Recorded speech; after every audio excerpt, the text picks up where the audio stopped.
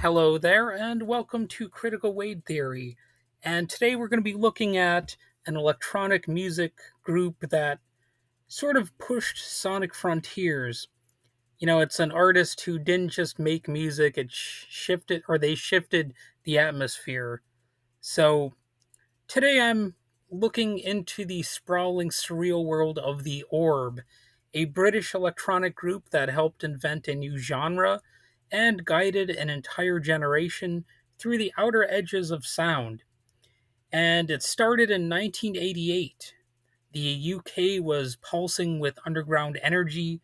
You had acid house, warehouse parties, pirate radio, and out of the chaos came Alex Patterson and Jimmy Cauty. I I believe that's how you pronounce that name. Anyway, they were better known as one half of the KLF. Together, they launched the Orb, and with it, a new kind of sonic experience: ambient house music. So forget club bangers. The Orb were not there to fill dance floors. They were building worlds in a way, sonic landscapes.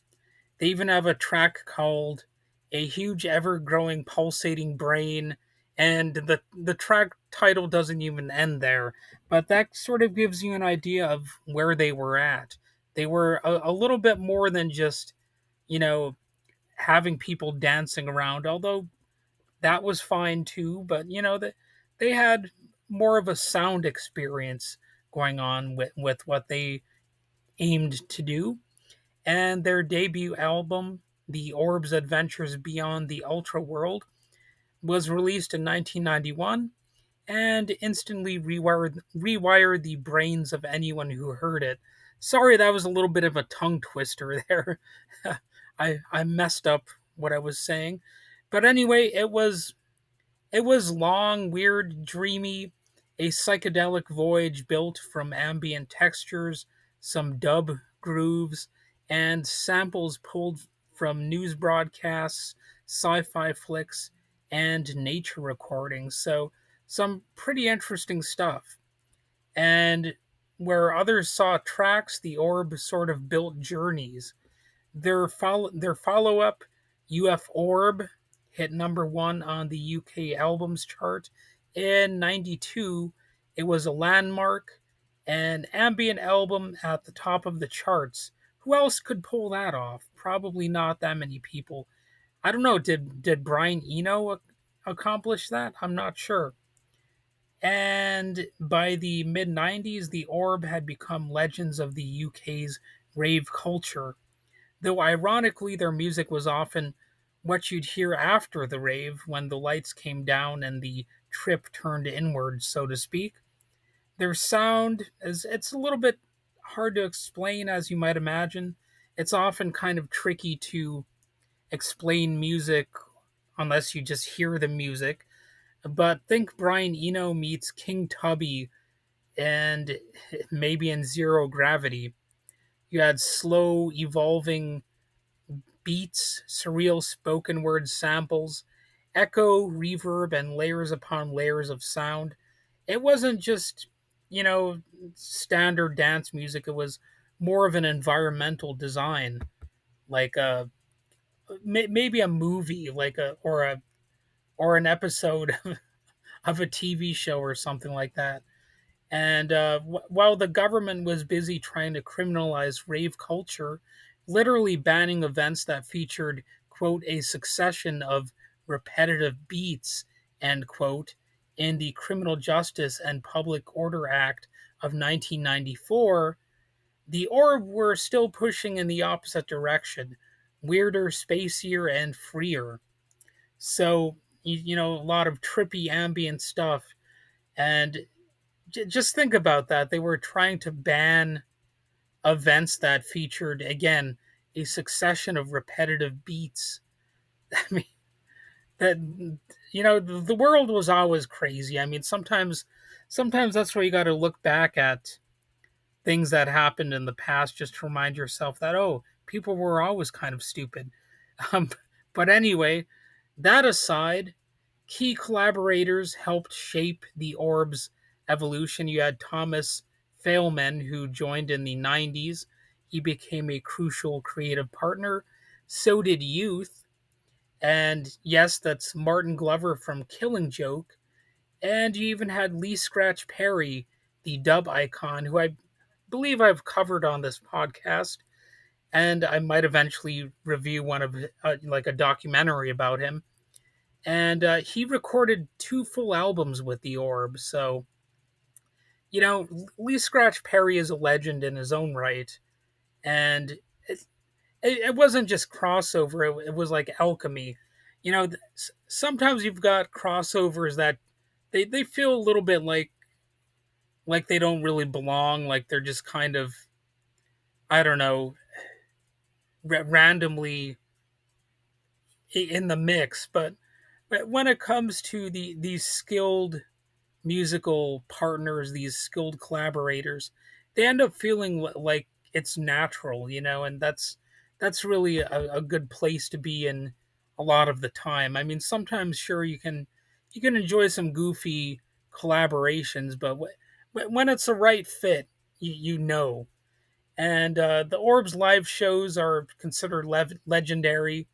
I haven't seen them because I rarely ever see any shows, but like so many quality shows, they're visual heavy, immersive. They feel less like gigs and more like, I guess, intergalactic transmissions. And they anticipated what electronic live performance would become decades before LED walls and mega festival stages. And even as the electronic scene fragmented into genres, subgenres, and micro scenes, the Orb kept doing their thing. Albums like Pomme Frite.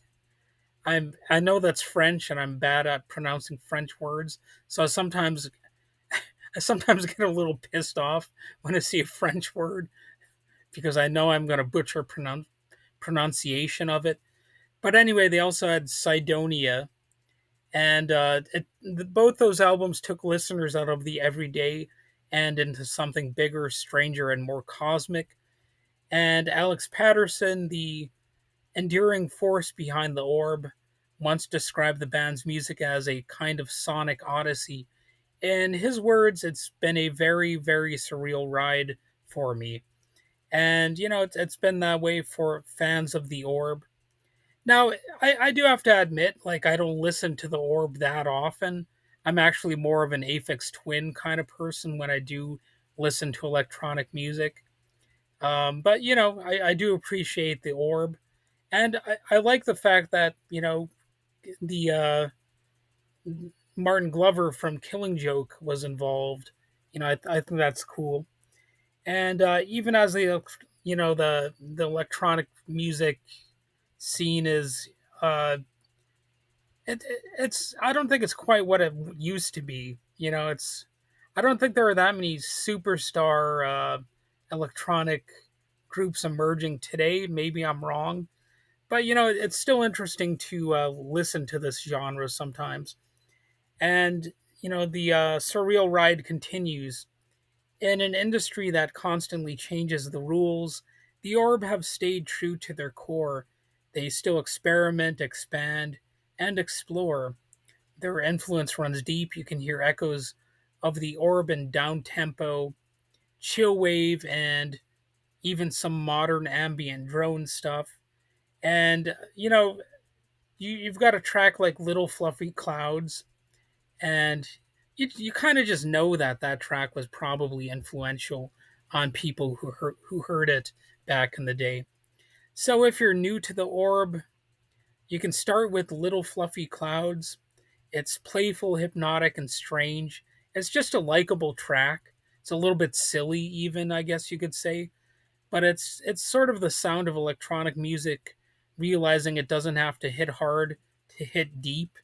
It's like just a relaxing track in some ways, but it also has some weird depth to it that's kind of hard to really pin down and explain. Anyway, that's it for today's trip of an episode, if you want to call it that. So if you liked anything I had to say, even though I made a few mess ups here and there, when I was jumbling sentences and stuff. You can hit the follow or the subscribe button or the like. Anything that's good, you can hit it as it relates to this episode. And feel free to send it to someone who needs to expand their sonic horizons. So until next time, keep listening for what lies beyond the ultra world.